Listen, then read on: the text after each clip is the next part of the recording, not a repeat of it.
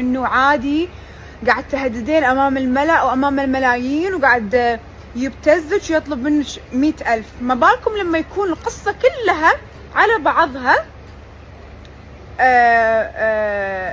فيك، كذب، مجرد انه انا ابي ازيد مشاهدات حسابي، اقول للناس نطروا راح انزل فضيحتها بعد 4 ساعات، بعد 3 ساعات، بعد ساعتين، واخر شيء والله هو فيديو الخطوبة. الف مبروك، الف مبروك. وانا حتى البنت دخلت بيتي ودخلت بيتها، وما لما اشوفها اسلم عليها واحبها، ولكن الاستخفاف في عقول المتابعين اللي منهم المشاهير زملائك اللي يحبونك ويبون الخير ويخافون عليك، امر غير مقبول تماما.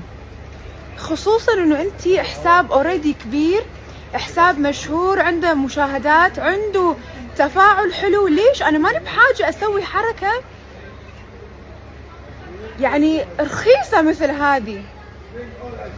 زملائك وزميلاتك يوتيوبرز انخطبوا، هاي بيسان، هاي نارين، ما سووا اللي انتي سويتيه. وكمان their engagements their proposals went viral واخذت مشاهدة حلوة وكبيرة. ما هي بحاجة